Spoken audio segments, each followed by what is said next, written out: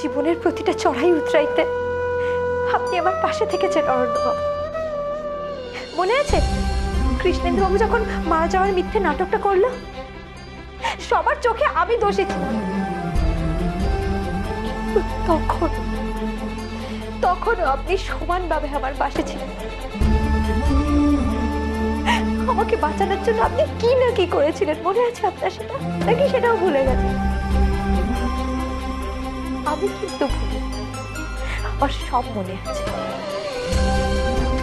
আমাদের বিয়ের পরের জীবনটা কেমন হবে, আমরা কিভাবে দিন কাটাবো, এগুলো আমরা কি করে পরিকল্পনা করেছিলাম, মনে আছে আপনার? নাকি সেটাও মনে নেই?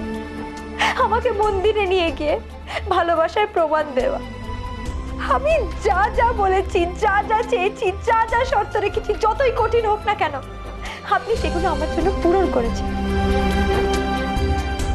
যা বলেছি সব শুনেছিলেন।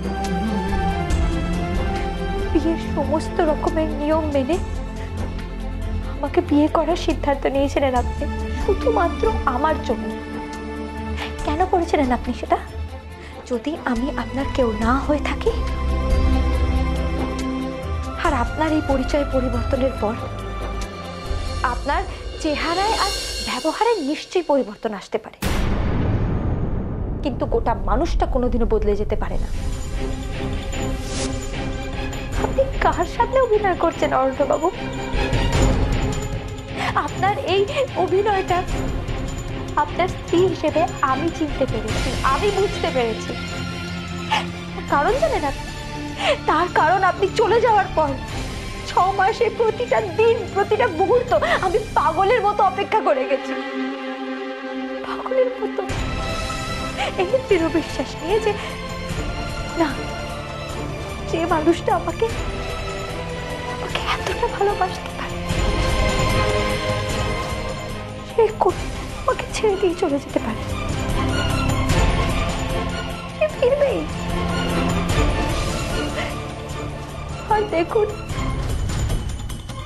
আপনি ফিরলেন বটে, কিন্তু নিজেকে কেমন পাল্টে ফেলেছেন আপনি। কিরকম উদাসীন ছিলেন না আপনি? যে মানুষটা আমার কষ্ট দেখে নিজেকে আটকে রাখতে পারতো না, সেই মানুষটা আমাকে এতটা কষ্ট দিচ্ছে।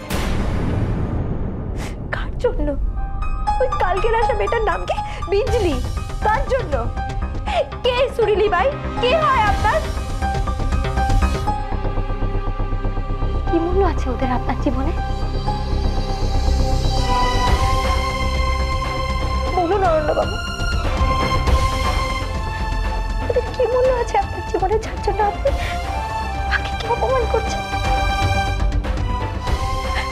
অরণ্যবাবু,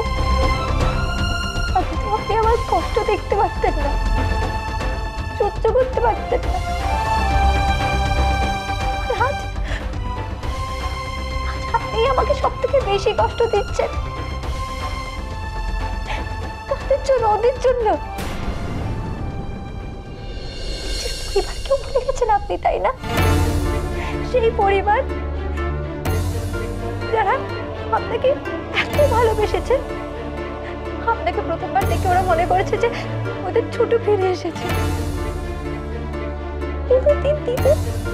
কারো কথা আপনি একটু ভাবলেন না। দিনের পর দিন তাদেরকে অপমান করে গেলেন, তাদের ভালোবাসার অমর্যাদা করে গেলেন। আপনি আমাকে সাদা স্থান দিলেন, তাই না? আমি সত্যি যদি সাদা থান পরে আপনার চোখের সামনে এসে দাঁড়াই, সহ্য করতে পারবেন তো সেই দৃশ্য? মেনে নিতে পারবেন তো?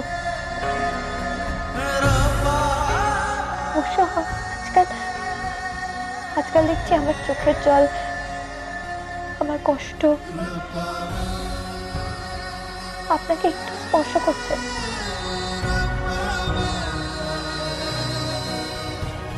এই অরণ্যবাবুর বাকি সবকিছুতে কষ্ট হতো, যায় আসতো, সেই একই মানুষটার আজ কিচ্ছুতে কিচ্ছু যায় আসে না।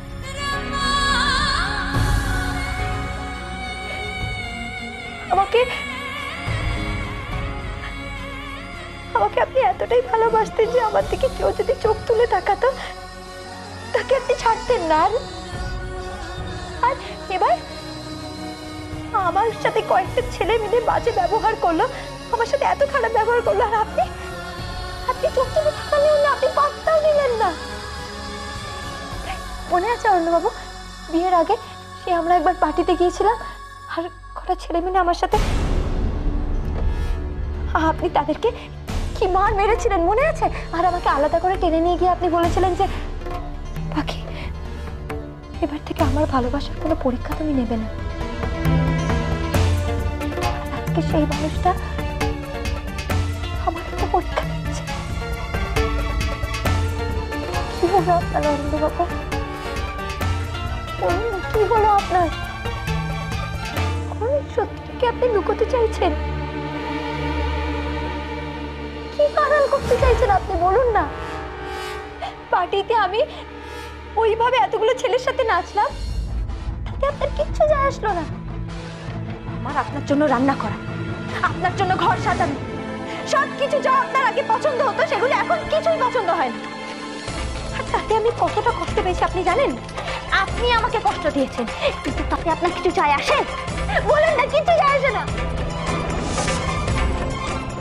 যে বিয়ের মণ্ডপটা আমাদের কাছে এতটা পবিত্র ছিল, সেই পবিত্র মণ্ডপটাকে আপনি অস্বীকার করলেন, আমাদের বিয়েটাকে অস্বীকার করলেন। আমি ভীষণ কষ্ট পেয়েছি অরণ্যবাবু, ভীষণ কষ্ট পেয়েছি। তাতে আপনার কিচ্ছু যায় আসলো না। নিজেকে পুরোপুরি পাল্টে ফেলেছে।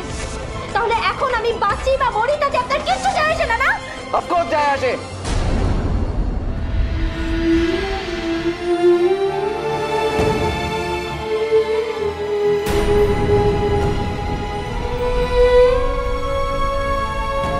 না,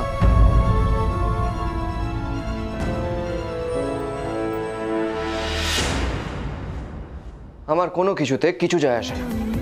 তুই যতই আমার সামনে কাঁদিস, গিড়গিড়াস, তোর কষ্ট হোক, আমার কিচ্ছু যায় আসে না। তোকে যদি কেউ তুলে নিয়ে চলে যায়, তোর সাথে বদতমিজি করে, আমার তাতেও কোনো যায় আসে না।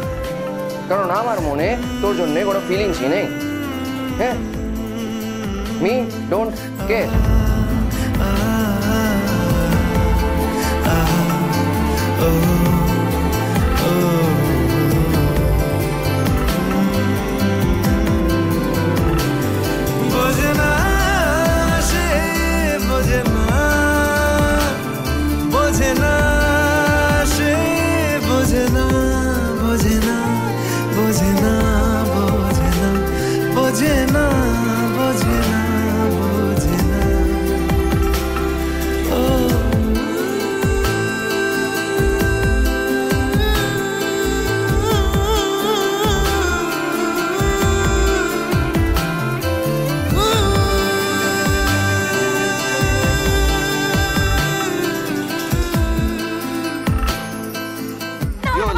তোর পাতির ফাইল